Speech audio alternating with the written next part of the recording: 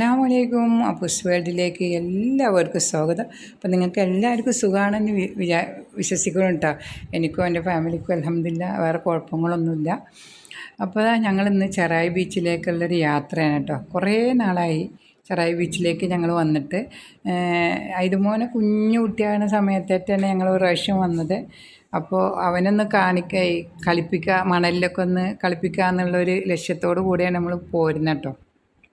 നമ്മൾ തൊട്ടടുത്താണ് ചെറായി ബീച്ച്. എങ്കിലും നമ്മളധികം അങ്ങനെ വരാറൊന്നുമില്ല.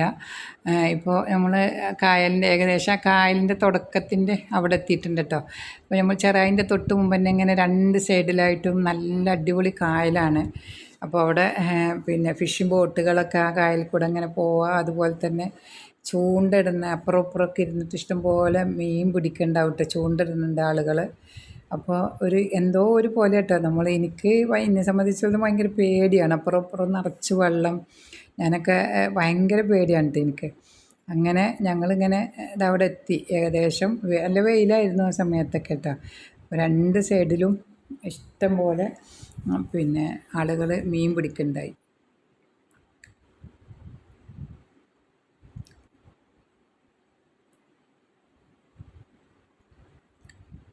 പിന്നെ നമ്മളെ കേരളത്തിൽ വെച്ചിട്ട് ഏറ്റവും നല്ല ബീച്ചാണെന്ന് അറിയപ്പെടുന്നതാണ് കേട്ടോ പിന്നെ ചെറായി ബീച്ച്. ഇഷ്ടം പോലെ ടൂറിസ്റ്റുകളും അതുപോലെ തന്നെ വൃത്തിയുടെ കാര്യത്തിൽ നല്ല അടിപൊളിയായിട്ടുള്ള സെറ്റപ്പും ആളുകൾക്ക് റിസോർട്ടുകളും നമുക്ക് താമസിക്കാനായിട്ട് ഒക്കെ ഉള്ള എല്ലാ സംവിധാനങ്ങളും ഉണ്ട് കേട്ടോ അവിടെ.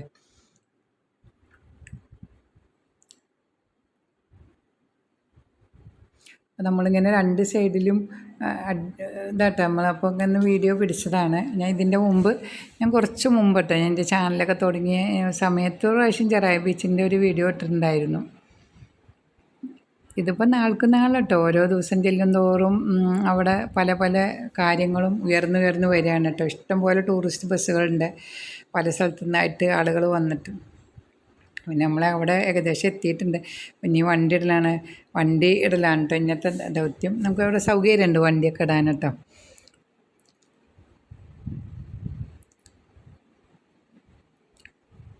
പിന്നെ ഇഷ്ടം പോലെ കരകൗശല വസ്തുക്കളൊക്കെ ഉള്ള സ്റ്റാളുകൾ, അതുപോലെ റിസോർട്ടുകൾ, പിന്നെ ഹോട്ടൽ റൂമൊക്കെ ഇഷ്ടം പോലെ ടൂറിസ്റ്റുകൾക്ക് താമസിക്കാനും അതുപോലെ നമ്മൾ ഫാമിലിക്കൊക്കെ വന്ന് എൻജോയ് ചെയ്യാനൊക്കെ പറ്റിയ അടിപൊളി പ്ലേസാണ് കേട്ടോ.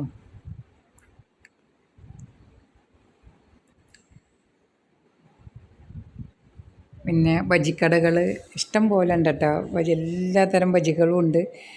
സ്നാക്സുകളും ഐസ്ക്രീം അങ്ങനത്തെ എല്ലാ സംഭവങ്ങളും ഉണ്ട്. പിന്നെ നമ്മൾ ഫാമിലിക്കൊക്കെ കുറേയൊക്കെ വീട്ടിലിങ്ങനെ അടങ്ങിയിരിക്കണ സ്ത്രീകൾക്കും കുടുംബത്തിനൊക്കെ ഫ്രഷൊക്കെ മൈൻഡൊക്കെ ഫ്രഷ് ആകാനൊക്കെ അടിപൊളിയാണ് കേട്ടോ. നല്ല സ്ഥലമാണ്. നമുക്കിങ്ങനെ കുറേ ദിവസം വീട്ടിലൊക്കെ അടങ്ങിയിരിക്കുമ്പോൾ പുറത്തിറങ്ങുമ്പോൾ ഉണ്ടാവുന്നൊരു പ്രത്യേക തരം ഒരു സുഖമുണ്ടല്ലോ. പിന്നെ ഞങ്ങളവിടെ എത്തി. മോനിക്ക് പറഞ്ഞാൽ അവനെ സംബന്ധിച്ചുള്ള മണ്ണിൽ കൂടുതൽ കളിക്കാത്ത കാരണം ഇത്തിരി ഒരു ബുദ്ധിമുട്ടുണ്ടായി.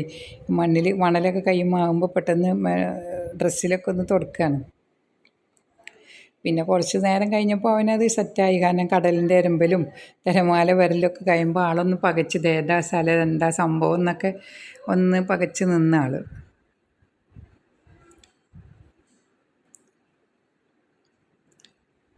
അവനധികം കാലിൽ മണ്ണാക്കുക അങ്ങനത്തെ കളികളൊന്നും നമ്മൾ വീട്ടിൽ തന്നെ അടച്ചിരുന്നിട്ട് വല്ലപ്പോഴാണ് മുറ്റത്തൊക്കെ ഇറങ്ങുക. അപ്പോൾ അതിൻ്റേതായിട്ടുള്ള കുറേ പോരായ്മകളൊക്കെ അവനുണ്ട്.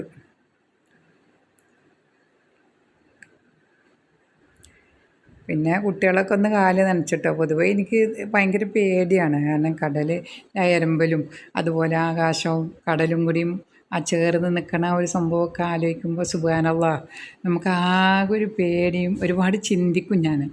കാരണം അല്ലാഹു തആലൻ്റെ ഒരു കുദറത്തൊക്കെ ആലോചിക്കും ഞാൻ കേട്ടോ. കാരണം നമ്മൾ നമുക്ക് ഇങ്ങനെ ഇരിക്കുമ്പോൾ എന്തോ എനിക്ക് ശ്വാസം മുട്ടണ പോലെയൊക്കെ തോന്നും. പക്ഷെ നമ്മൾ മക്കളെ കൂടെ അങ്ങനെ വരിക എന്ന് മാത്രമേ ഉള്ളൂ. എനിക്ക് പൊതുവേ ഇങ്ങനെയുള്ള കാര്യങ്ങളൊക്കെ ഭയങ്കര പേടിയാണ്.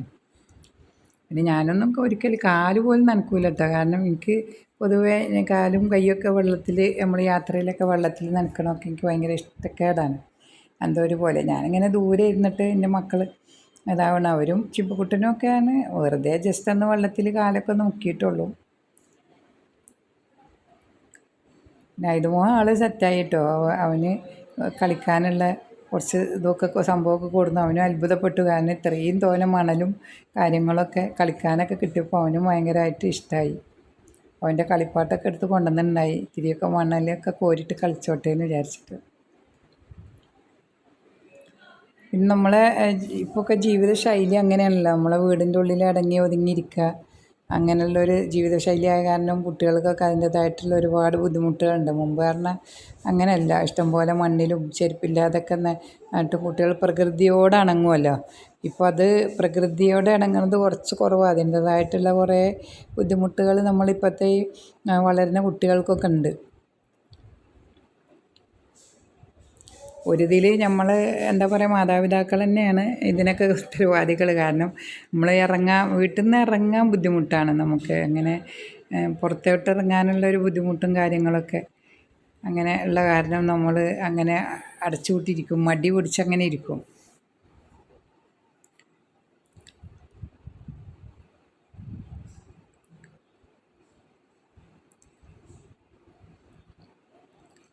മുമ്പൊക്കെ ഞങ്ങളുടെ ഫാമിലി കുട്ടികളെ കല്യാണത്തിന് കഴിയണതിൻ്റെയൊക്കെ മുമ്പ് ഞങ്ങളുടെ ഫാമിലിയിൽ എന്തെങ്കിലും വിശേഷങ്ങളൊക്കെ ഉണ്ടാകുമ്പോൾ, കല്യാണങ്ങളൊക്കെ ഉണ്ടാകുമ്പോൾ ഞങ്ങളെല്ലാ കസിൻസും കാര്യങ്ങളെല്ലാവരും ഒരുമിച്ച് കൂടുമ്പോൾ എല്ലാവരും കൂടി പ്ലാൻ ഇട്ടിട്ട് ഇങ്ങനെ ഇവിടെ ചെറായിലോട്ട് വരാറുണ്ടായിരുന്നു കേട്ടോ.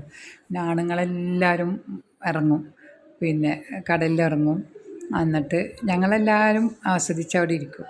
അങ്ങനെ പിന്നെ ഞാനും അവരുടെ കൂടെ കുറച്ച് ഇങ്ങനെ ഷെല്ലൊക്കെ, ഈ കക്കയുടെ ഷെല്ലൊക്കെ ഇഷ്ടം പോലെ നല്ല ഭംഗിയുള്ള ഷെല്ലുകളൊക്കെ ഉണ്ടായിരുന്നു കേട്ടോ. അപ്പോൾ ചിപ്പുകൂട്ടനെ ക്രാഫ്റ്റ് ചെയ്യണമെന്ന് പറഞ്ഞപ്പോൾ കുറേ ഇതുമോൻ്റെ പിന്നെ കളിപ്പാട്ടം എടുത്ത് അതിൽ തരിച്ച് കുറേ എടുത്ത്. അപ്പോൾ ഞാൻ കുറച്ച് എടുത്ത് കൊടുക്കാണ്ട്, കുഞ്ഞു ഷെല്ലുകളാണ്. അപ്പോൾ നമ്മളിങ്ങനെ ഒട്ടിച്ച് ചെയ്താണ്ടൊക്കെ അവർക്ക് ചെയ്യണം എന്ന് പറഞ്ഞപ്പോൾ ഞാൻ കുറച്ചൊക്കെ എടുത്ത് കൊടുത്ത്. പിന്നെ ഇതുപോലെ ആദ്യമൊക്കെ മണ്ണായപ്പോൾ ഒരു ബുദ്ധിമുട്ടൊക്കെ ഉണ്ടായിരുന്നു, പിന്നെ അതൊക്കെ മാറി.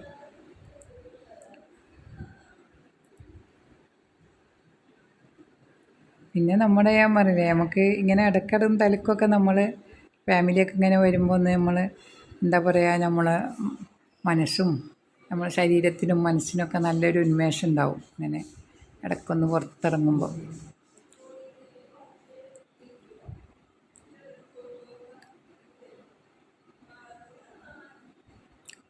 ഒരു 5 മണി 5:15 ആയിട്ടോ ഞങ്ങളവിടെ എത്തിയപ്പോൾ. അപ്പോൾ നല്ല വെയിലായിരുന്നു. പിന്നെ കുറേയൊക്കെ വെയിൽ പിന്നെ പോയി. പിന്നെ ഞാൻ കൂടുതൽ വീഡിയോസൊന്നും എടുക്കാണ്ട്, കാരണം കടലിലത്തെ ബീച്ചിലൊക്കെ കാര്യങ്ങൾ അറിയാമല്ലോ, ഇഷ്ടം പോലെ നമ്മൾ എന്താ പറയുക, നമ്മൾ മറ്റുള്ളവരെ ആ ഒരു വീഡിയോ ആളുകളെ സമ്മതമില്ലാണ്ട് നമ്മൾ ഒരുപാട് വീഡിയോസ് അങ്ങനെ എടുക്കണ്ടെന്ന് വിചാരിച്ചിട്ടാണ് കേട്ടോ. അപ്പം കുറേയൊക്കെ വീഡിയോ ഞാൻ കുറച്ചത് കുറേയൊക്കെ വീഡിയോ എടുത്തിരുന്നു. അപ്പോൾ ഇങ്ങനെ എന്താ പറയുക, എഡിറ്റ് ഒക്കെ ചെയ്തപ്പോൾ നമ്മൾ അതിൽ നിന്ന് കുറേയൊക്കെ മാറ്റിയതാണ് കേട്ടോ. കാരണം ശരിയല്ലല്ലോ ആ ഒരു കാര്യങ്ങളെന്ന് വിചാരിച്ചിട്ട്. ഒരാൾ അനുവാദമില്ലാണ്ട് നമ്മൾ വീഡിയോസ് അങ്ങനെ അവരറിയണില്ലല്ലോ നമ്മൾ വീഡിയോസ് ഇട്ടപ്പോൾ. എല്ലാവർക്കും ഇഷ്ടപ്പെടുമോ ഇഷ്ടപ്പെടില്ല നമുക്കറിയാൻ പറ്റില്ല. അപ്പോൾ കുറേയൊക്കെ വീഡിയോസ് അങ്ങനെ കുറച്ചിട്ടാ.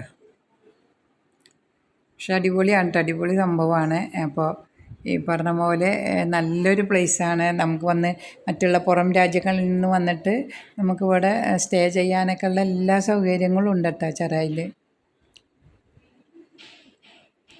എത്ര പെട്ടെന്ന് അറിയാം പ്രകൃതി മാറിയത്. കാരണം ഒരു 5:45 6 മണിയായപ്പോൾ വേറൊരു ആകാശവും അതുപോലെ കടലിൻ്റെ ഒക്കെ മുഖച്ഛായ തന്നെ മാറിട്ടോ. അപ്പോൾ നമ്മൾ പറയാം, അള്ളാഹു താലാൻ്റെ ഒരു കുതിർത്ത് എത്രത്തോളം ഉണ്ട് എന്നുള്ളതാണ്. ഈ ഒരു പാടാണ് നമുക്ക്. എനിക്ക് സത്യത്തിൽ ഇങ്ങനെ കടലിലേക്ക് തന്നെ നോക്കി നിൽക്കുമ്പോൾ ഞാൻ ഒരുപാട് ഖുർആനിലെ ഒരുപാട് വചനങ്ങൾ ഞാൻ ആലോചിക്കും കേട്ടോ. അള്ളാഹു താല കടലിനെ കുറിച്ചും അതുപോലെ ആകാശം കടലിനെ കുറിച്ചൊക്കെ പറയുന്ന ആ ഒരുപാട് സൂക്തങ്ങൾ, ഒരുപാട് വരികൾ നമുക്ക് ഒരുപാട് ചിന്തിപ്പിക്കുന്നതാണ് കേട്ടോ. അപ്പോൾ ഞങ്ങളൊരുപാട് സമയമൊക്കെ അവിടെ ഇരുന്ന് ഏകദേശം ഒരു 7:15 7:30 ആയപ്പോഴത്തേന് ഞങ്ങൾ അവിടുന്ന് തിരിച്ചു കേട്ടോ. പിന്നെ ഞങ്ങളിങ്ങനെ പോന്നു. കാരണം വീട്ടിൽ വന്നാലും നമുക്ക് പിന്നെ നമുക്ക് ഫുഡൊക്കെ ഉണ്ടാക്കണം. അപ്പം ആദ്യത്തെ വരവാണല്ലോ, അപ്പം നമുക്ക് ഇങ്ങനെ പോന്നു. ഇനിയും ഇനി അങ്ങനെ അടക്കായി മോനെ കൊണ്ടുവരാമെന്നൊക്കെ വിചാരിച്ചു. അങ്ങനെ പോന്നു.